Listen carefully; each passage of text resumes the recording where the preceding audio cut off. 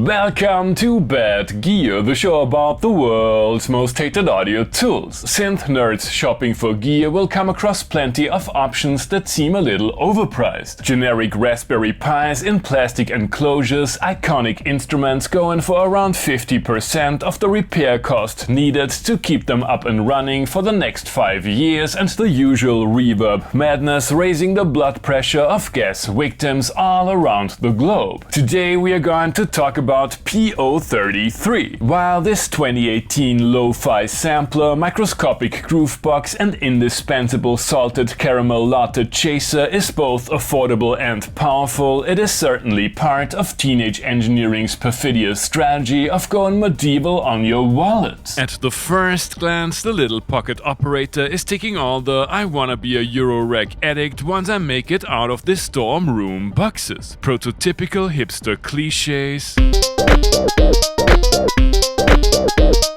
like the infamous cloth hanger and a Moya-inducing retro display wasted on pseudo-animations nobody had asked for, and the most bare-bone product design since John Connor's ATM card. 40 seconds of ultra-crunchy low-res audio, presumably stored at 8-bit 23 kHz sample rate, can either be played tonally using one of 8 melodic slots, or the same amount of drum kits, capable of basic slicing, while the tonal material that comes with the unit is a bit underwhelming. There are quite a few nice percussive sounds among the stock samples. It goes without saying that you can sample your own material using either the internal microphone or whatever you feed into the multifunctional input to the left we will take a closer look at in a bit. The total polyphony of 4 is a limiting factor, but note stealing is handled with mysterious elegance. Sound design facilities are kept to a bare minimum. Trim, volume, pitch, and a more than usable resonant high and low pass filter.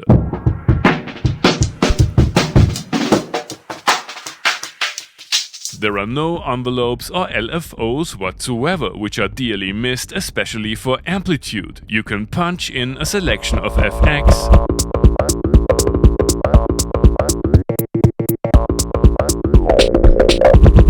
primarily affecting sample playback, and, just like most of the aforementioned sound parameters, lock them to steps within a pattern.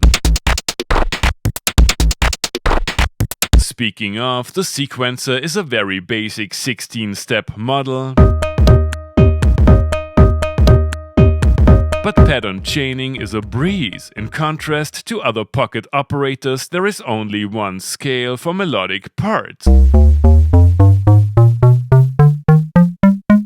A limitation you can work around if you, unlike me, have basic music theory skills. It does, however, come with a list of additional features the somewhat superficial manual omits, like ratchets,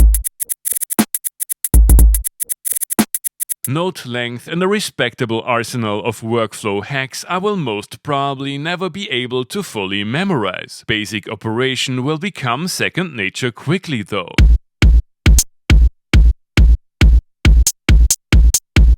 Connectivity of the PO is limited. 2 mini jacks, both capable of handling analog sync and audio at the same time, allow for daisy chaining of multiple units, but there's no MIDI or CV gate. In case you actually want to put the pocket operator in your pocket, you'd be well advised to get a dedicated enclosure, and ideally want one in the OP1 design. For the price of one PO33, you can almost get a piece of Uli's finest. Battery-only operation sucks, and don't expect one of these to become part of an intergenerational gear collection. Pocket operators in general, and the 33 in particular, are powerful instruments that look like novelty toys for nerds. Is it a design masterpiece or just a quick cash grab?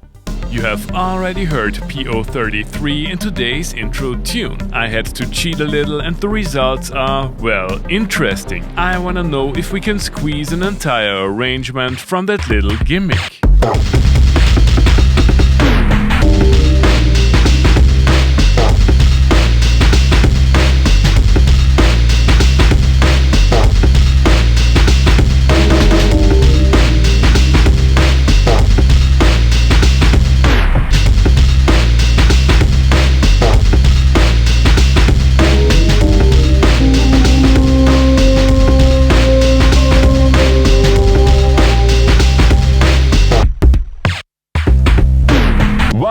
that Amen break was really crunchy. The punch-in FX are great, and in spite of the limited polyphony, it is easy to get a full beat going. That being said, I haven't found a way to mute and solo sample slots for easy variations in a jam situation. Time to integrate it in a larger setup for some succulent free doorless fun.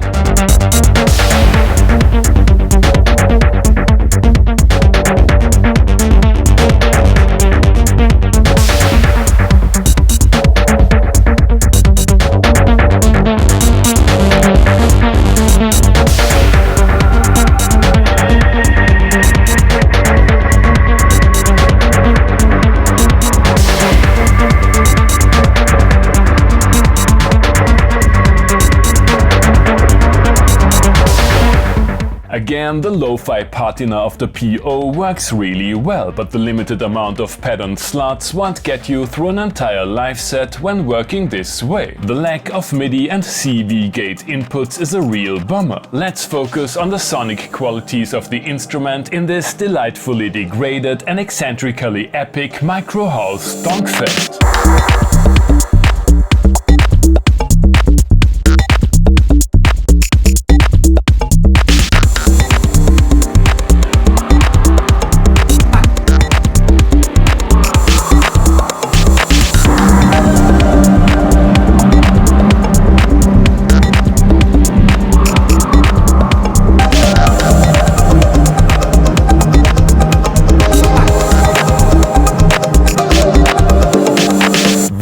PO33 is a classic gateway drug into the world of computer-free electronic music production. The versatile lo-fi sampler engine punches above its weight, and the overall concept is a testament to the business acumen of the people over at Teenage Engineering. However, in spite of the modest price tags, pocket operators can become an expensive habit quickly, and given the limited connectivity, toy-ish UI and feeble construction, I would prefer a more grown-up instrument like the EP133 to the 3 POs I have here. By the way, for the price of the entire pocket operator range, you can get an original Moog, a Walker and ramen noodles for 1 month. Thanks for watching and see you next time! Hey guys, I hope you enjoyed the episode. Feel free to like, subscribe, become a patron and use one of the links down below that support the channel regardless of what your bad gear gas commands you to buy.